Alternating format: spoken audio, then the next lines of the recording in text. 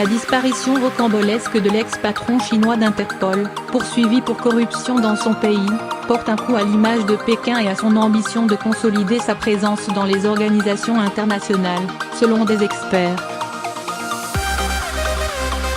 L'élection de Meng Hongwei à la tête de l'institution de coopération policière fin 2016 avait été un triomphe pour le régime du président Xi Jinping, en dépit des inquiétudes que cela avait fait naître parmi les défenseurs des droits de l'homme.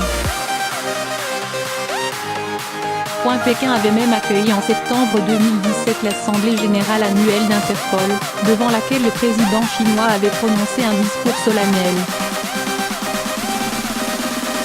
La Chine, pays le plus peuplé du monde, garde une présence relativement modeste dans les organisations internationales par rapport aux États occidentaux et ne dirige plus de grandes institutions depuis le départ à la retraite de la hongkongaise Margaret Chan, à la tête de l'Organisation mondiale de la santé de 2007 à 2017. Mais la disparition de M. Meng fin septembre à son retour en Chine, suivi de l'annonce de son placement sous enquête pour corruption et de sa démission, jette une lumière crue sur les méthodes de l'appareil répressif chinois, en contradiction avec les normes de transparence suivies dans les pays démocratiques. Pékin n'a pas jugé bon de prévenir Interpol de la mise sous enquête de son président, pas plus que la France, où l'institution policière a son siège. Paris a dû ouvrir une enquête pour disparition à la demande de l'épouse de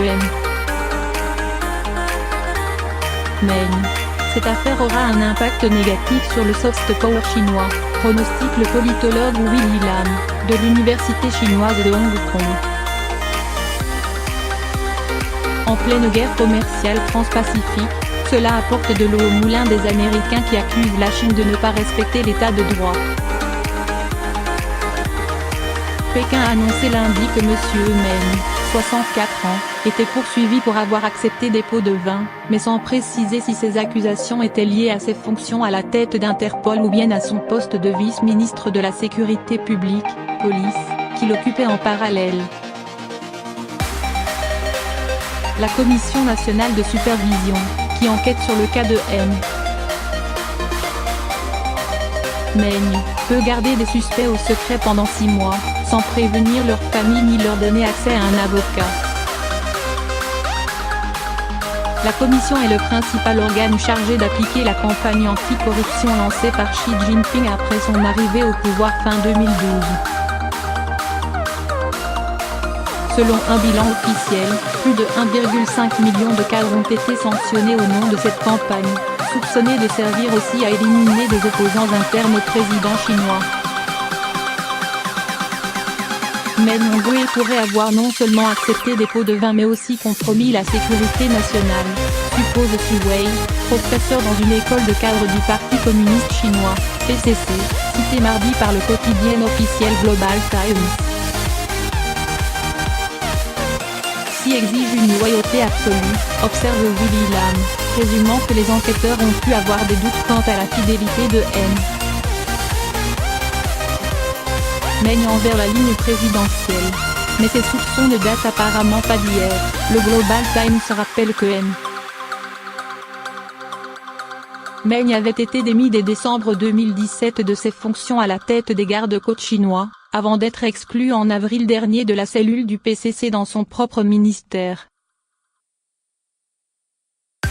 Sans que cela lui vaille à l'époque de devoir quitter la tête d'Interpol. Dorénavant, les organisations internationales vont peut-être y réfléchir à 2 fois avant d'envisager d'avoir un patron chinois, observe depuis Washington la sinologue Bonnie Glaser, du Centre pour les études stratégiques et internationales, notant que l'affaire n'est pas bonne non plus pour l'image d'Interpol.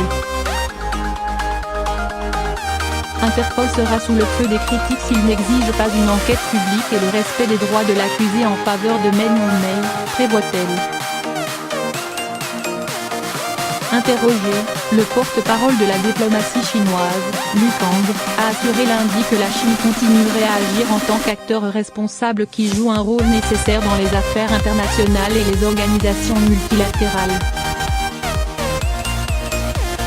Cheng Xiao, professeur de relations internationales à l'Université du Peuple à Pékin, reconnaît que l'affaire ternit l'image de la Chine.